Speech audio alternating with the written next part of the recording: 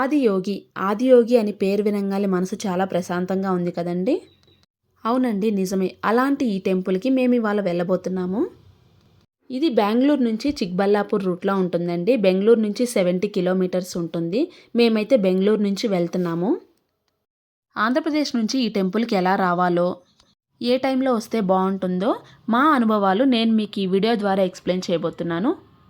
వీడియోని ఎక్కడా స్కిప్ చేయకుండా చూడండి ఫ్రెండ్స్, చాలా బాగుంటుంది టెంపుల్.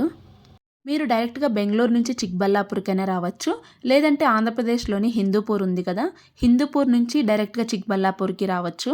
ఏదైనా ఒకటే డిస్టెన్స్ వస్తుంది. అసలు ఆదియోగి అంటే ఏమిటి, ఇక్కడ విశేషాలు ఏంటో ఇప్పుడు మనం తెలుసుకుందాము. ఆదియోగి అంటే మొదటి యోగి. మనకి 1500 సంవత్సరాల క్రితమే మనకి మొదటి యోగి అయిన ఈ ఆదియోగి అంటే ఎవరో కాదండి, మన శివుడేనండి. మనకి టెంపుల్ వెళ్తున్న దారిలోనే చూడండి పోలీస్ స్టేషన్ ఉంటుంది చిన్నది.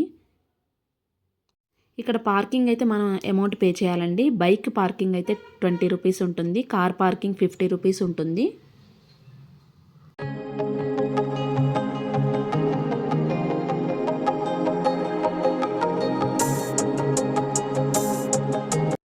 ముందుగా మనకి నాగవయ్య స్వామి దర్శనం ఇస్తారండి. ఇక్కడ కూర్చోగానే మనసు చాలా ప్రశాంతంగా ఉంటుంది. ఇక్కడ నుంచి మనం లోపలికి వెళ్ళొచ్చు.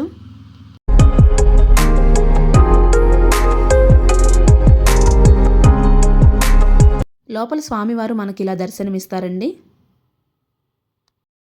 చుట్టూ పచ్చని కొండల మధ్య ఆదియోగి దర్శనం మనసు చాలా ఆహ్లాదకరంగా ఉంటుందండి.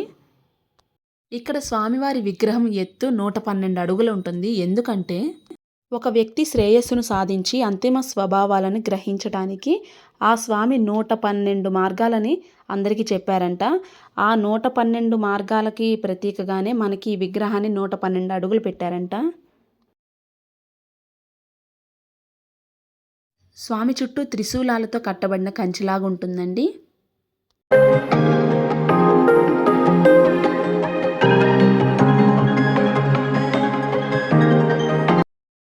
ఇది బ్యాక్ సైడ్ వ్యూ. ఈ టెంపుల్ టైమింగ్స్ మార్నింగ్ 6 నుంచి ఈవినింగ్ 8 వరకు ఓపెన్ ఉంటుందండి. మీరు కనుక బెంగళూరులో ఉన్నట్లయితే కంపల్సరీ ఈ ప్లేస్ని విజిట్ చేయండి, చాలా మంచి అనుభూతి చెందుతారు.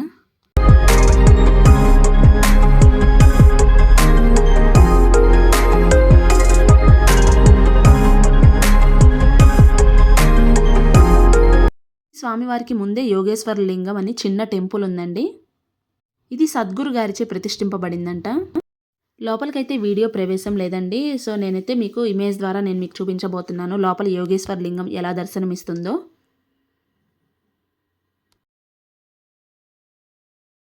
దర్శనం చేసుకుని బయటకు వచ్చేటప్పుడు లెఫ్ట్ సైడ్ మనకి ప్రసాదం అమ్ముతారు.